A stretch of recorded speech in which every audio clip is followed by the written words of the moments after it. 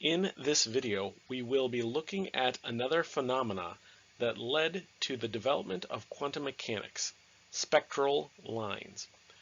We will describe how the emission of light by atoms in very specific wavelengths led Niels Bohr to formulate a new model of the atom in which electrons had specific or quantized energy values. There are two ways that light is produced by atoms and molecules. The first is based on heat and is called black body radiation. The hotter an object gets, the higher energy photons it will emit, which correlates to higher frequency and lower wavelength light. You may have seen this from a hot stove that as it heats up, the element starts to glow red. The black body part in black body radiation is meant to indicate that this happens even if the object is painted black and would therefore not normally give off colored light. Black body radiation is emitted in a wide spectrum of electromagnetic radiation and includes photons with all frequencies in its emission range. The second type of radiation is via the movement of electrons. In the case of atoms, this leads to the formation of what are called spectral lines. The reason for the term lines is that the emissions of photons occurs at very specific wavelengths. For these, you might have actually seen emission by atoms. So when atoms or molecules absorb energy, that energy can be re-released as light energy. The emission lines that you might have been familiar with are why fireworks and neon lights have a particular color. When the light that is emitted from an atom is passed through a prism, a very particular pattern of wavelengths of light is seen that is unique to each atom or molecule. The pattern is called an emission spectrum. In the case of atoms, it is non-continuous and has a line spectrum. In the case of black body radiation, the light would be continuous, meaning that it is emitting all the different wavelengths in the particular range, and this leads to a white light spectra. The line spectra can be used to identify the elements that are present in a material, as each element has its own unique spectral line. This is actually how we are able to determine the elemental composition of distant stars and planets by looking at the particular types of wavelengths of light that they are emitting. Again, each atom has its own unique spectrum, the simplest of which is hydrogen. Hydrogen has 4 distinct lines in the visible spectrum. The experimental setup for determining an emission spectra is to have some sort of a source of light. Typically these are done with gas lights. So you have something like hydrogen in a narrow container. An electric current is passed through it, which excites the electrons in the hydrogen atoms in the gas to a higher energy level. They then emit light. That light then passes through a slit to make it vertical and to make the light a very narrow line. It then passes through a prism. The prism spreads out the various wavelengths. The different wavelengths, depending on their energy, are bent by a prism to different degrees, with the violet colors being more bent and the red lines being less bent. By spreading out the spectrum, we can then see the various colors or the various lines in the spectrum for the particular atom. Here are a couple different spectra to show you what we mean when we're talking about emission spectra. So the hydrogen had 4 emission lines. Then we have helium, which has 6 in the visible region, barium, which has more.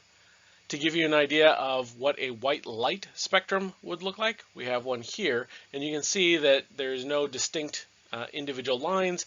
It looks very continuous. They all have about the same intensity.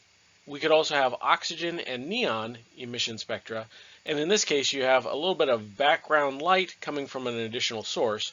But the key point here is that you can see very distinct bands for the oxygen atoms. So these individual very bright lines are the emission spectra for oxygen.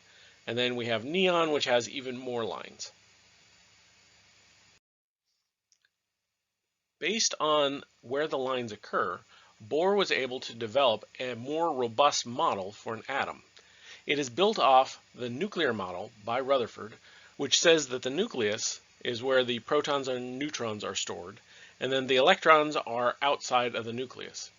The problem with the Rutherford model is that it does not explain what structural changes occur when the atom gains or loses energy.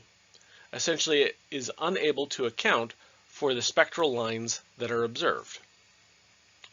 Bohr developed a model of the atom that was able to explain how the structure within the atom changes when it undergoes energy transitions. So when it absorbs energy and when it emits energy. Bohr's major contribution to the field of quantum mechanics was the idea that the energy of the atom was quantized. And by quantized, we mean that the atom could have only very specific amounts of energy. It can't have any energy values between those specific amounts. So by quantized, we mean that the energy levels are very specific and that the atom can't have energy values between the various levels. Bohr also stated that the amount of energy in the atom was related to the electron's position in the atom. In Bohr's model, electrons travel in orbitals that are at a fixed distance from the nucleus. They are in sort of the stationary states, so the particular orbitals don't move, and the electrons move around them in sort of a planetary orbit type fashion. So therefore, the energy of the electrons was proportional to the distance the orbit was from the nucleus. As you go up and up, as the electrons get further and further away from the nucleus, these are higher potential energy states. So to get them to move away, to get the electrons to move away from the nucleus, and again remember that the nucleus is where the positive charge of the protons is at, the electrons have a negative charge, so there is an attraction between the nucleus and the electrons. So by pulling the electrons away, you have to put energy in. So you can store energy in the atoms by moving the electrons further and further away from the nucleus into increasingly outer shells. Electrons emit radiation when they jump from an orbital of a higher energy level down to an orbit of a lower energy level. So for example, here we have something in the fifth energy level, the fifth circle, jumping down to the second energy level, and it ends up emitting blue light. The emitted radiation was a photon of light. The distance between the orbits determines the energy of the photon of light that is produced. Now, Bohr's model does a fairly good explanation, but there are some issues with it. One of the main issues that was brought up later is that if you have electrons that are traveling in a circular path, it would generate a magnetic field perpendicular to the path of an electron, because we have electromagnetism. So a traveling or a moving electric field generates a magnetic field perpendicular to it, which would mean that atoms were continuously giving off energy in the form of magnetic fields, which would violate the first law of thermodynamics. We can't generate energy from nowhere. Another issue, which was brought up later with a more full development of quantum mechanics, is that we can't know the exact position and velocity of a particle. And so if the electrons are orbiting, then they have a set position and a set velocity. And this runs into an issue with what we'll talk about later with the Heisenberg uncertainty principle.